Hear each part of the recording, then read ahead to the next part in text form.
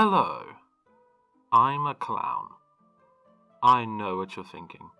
You can say it, don't be shy. It's the same one-syllable question that I get from just about everyone I share this information with, even my own family and friends. Why? Why would you ever subject yourself to those bizarre, colourful, fanciful costumes, those huge balloon shoes, those straggled tufts of bright orange hair that protrude madly from your temples, and that nose? Well, it's quite simple, really. I like it.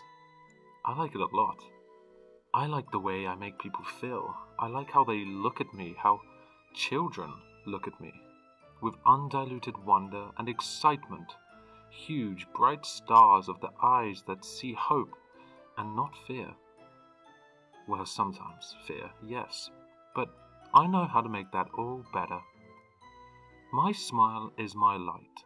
Even children who are terrified by my outward appearance change their tune when they see me smile. It shows that I'm harmless. It shows that I'm fun. A balloon giraffe and an elephant later, and bingo, any frightened child will brighten right up. It works every time, for me at least, you see. I am not a scary clown. I don't threaten anyone. I'm friendly. I think it starts there. I think if you truly believe in things that a clown does, or should do, then that passes on to others. Children can see the intent in your eyes. They smell a rat. If you love them, they'll love you back. Simple. And I love them. All of them. Man, woman and child who have seen my show. I feel connected to them in a way that I can't with the outside world. Donning that outfit with those huge orange sparkler buttons, those baggy red pants, that yellow and blue pinstripe button down, just seems to make me someone else entirely.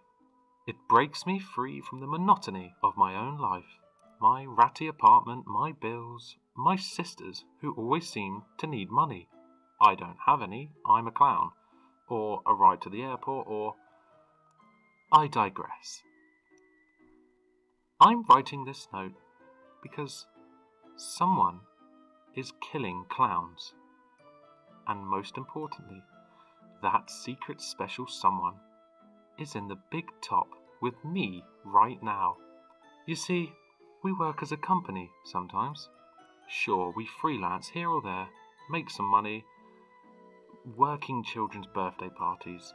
But the real excitement is in the travelling circus, where 4, 5, even 6 of us gather to juggle, smile, and to make all those wonderful families, oh so happy. We need to be together for these performances, all of us clowns. Who else could we all climb into those spiffy little cars and amaze our audience? I bet you still don't even know how we do that, and I won't tell you. Sometimes, when we travel, we can be on the road for a few weeks at a time, moving town to town, show to show. It can be exhausting at times, but I always know why I'm doing it, and it's worth it. Those smiles in the crowd, flashing bright teeth in the hazy underbelly of the tent, children, adults, it doesn't matter. Happiness. I live for it. The problem is, things haven't been so happy with my particular company recently. This trip is a bit different and decidedly more devious than the others. And this all started a few days ago. I was noticing at first that our cheer seemed a bit low. We were tired. We had been on the road for 5 straight weeks. The others, they wanted to see their families. Even some of us who didn't have a home were itching for some normalcy, a break from the big top, a night away from the crowds and the lights and the cheer. I didn't want to. There isn't much waiting for me at home.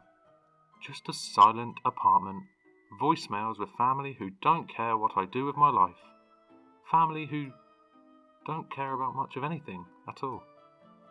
wars and oil inflation and the price is right, it's not like here. Not at all. Where I can dance and sing and play and just eat up those smiles like they're the last thing in the world. That's when it happened. The night we all got into an argument after our last show in Tulsa, we couldn't decide whether we should cancel the rest of the tour and go home. I will tell you, that night was not friendly at all. I was shouting, yelling, fighting. No fun was had. None. Afterward, and without a resolution in sight, I went back into the dressing area to remove my paper white makeup. And I saw him. Bill, the leader of the troupe, the largest clown of all and one of the meanest, with a tent post stuck into his eye. He laid in his chair, bleeding profusely from his wound onto red and white paint that swallowed it up, unmoving, just dead, frozen in some obvious state of horror. He had seen his attacker, clearly seen them, just as they stalked up and made their move and caught him unaware. I ran to get the others, and almost tripped over my shoes. We called the police immediately, and when they arrived, without hesitation, began to look for anything that could help us identify the killer. Was it a member of the audience? Was it someone that Bill knew or had wronged personally? We didn't know. And we couldn't find anything that helped us understand this violent act so full of hate. The police came and questioned all of us. First clapping Kathy, then jumping Jeremy, hilarious Harry, rowdy Ron, then me. We didn't have any information that helped them, and they didn't seem to take us or the situation as seriously as they should. We lost a friend. We lost a fellow. We lost a clown.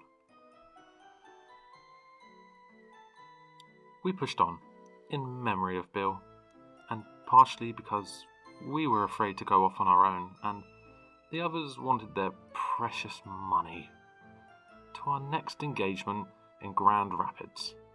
We performed, like we always did, in front of a packed house. Screaming fans, piping hot peanut oil, elephant ears, smiles.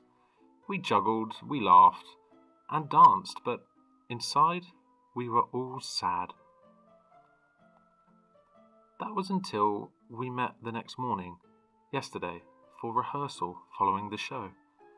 We found something horrible again. Kathy was dead this time.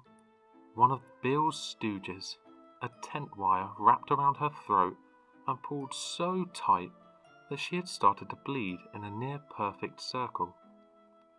Her eyes bulged, her neck was a nasty shade of blue that faded into a shadowy purple on her cheeks.